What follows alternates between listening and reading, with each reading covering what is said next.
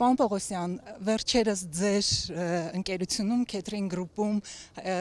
տեղեկություն եղավ, որ զինված ստուգումներ են եղել, ի վերջո դա ինչ էր, դա եւ ինչ բացահայտվեց։ Մտավախություն չունեք, որ կարող է լուրջ բացահայտումներ լինեն։ Ուզում եք ասեք իմ հիմնադրած ընկերության մասն է խոսքը Catering Group-ի։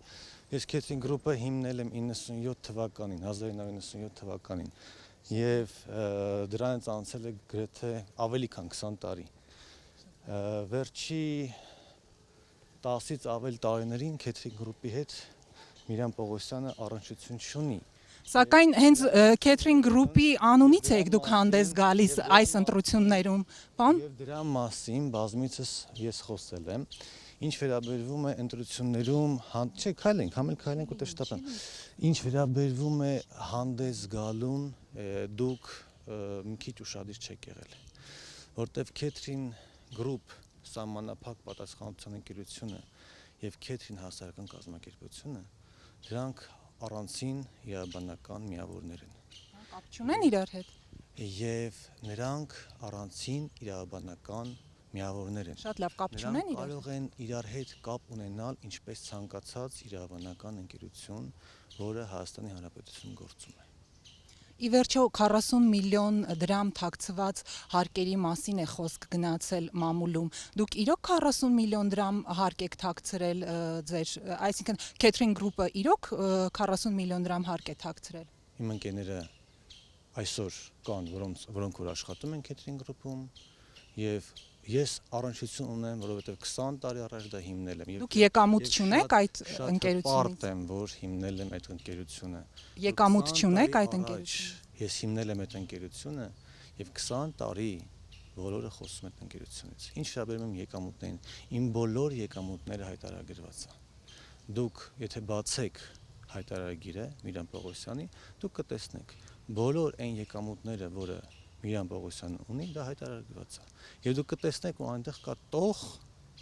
որտեղ ցույց է տրվում, որ Catering Group-ը այսօր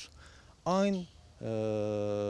շենքում, շինությունում, որ նստած է, դա պատկանում է Միրան Պողոսյանին։ Եվ դա վարձակալած է։ Շատ լավ, այդ շենք են փաստորեն մտել զինված հարկային տեսուչները։ Նման բան եղել է։ Ասած չգիտեմ, որ շենք են մտել։ Ձեր շենք, դուք ասացիք ձեզ է պատկանում այդ շենքը։ Վարձակալությամբ տվել եմ այդ շենքը եւ ես այսօր ոչ մի իրավական գնահատական տալու իրավունք չունեմ պետական մարմնի եւ Catering Group ՍՊ-ի գործունեության վերաբերյալ։ Եվ եթե չեմ սխալվում, հանդիպել եմ նաեւ Catering Group-ի տնօրենի հայտարարությանը եւ կարդացել եմ նաեւ ՊԵԿ-ի ղեկավարի հայտարարությունը, որը գրեթե նմանատիպ հայտարարություն էր, այսինքն երկուսն էլ վկայակոչում են եղելությունը։ Եվ դրանից հետո Միրան Պողոսյանը հարցնել դա մի քիչ գտնում եմ, որ անիմաստ է, որովհետև մարդիկ հայտարարել են, երկու կողմը հայտարարել դրա մասին։ Ի վերջո զինված ստուգումների մասին է խոսք գնացել, դուք դա արդարացված եք համ։ Զինված ստուգումները, եթե օրենքով սահմանված կարգի խախտում է տեղի ունեցել, ես չգիտեմ տվյալ դեպքում ինչ է եղել Catering Group-ում։ Հնարավոր է ձեր հետ առնչություն ունեցող մյուս բիզնեսներում էլ ստուգումներ լինեն։ Որ բիզնեսների մասն է խոսքը։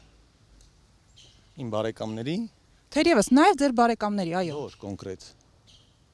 Ճիշտն ասած դուք երևի ավելի լավ կիմանաք։ Ուրեմն ստուգումները պետք է լինեն բոլորի մոտ,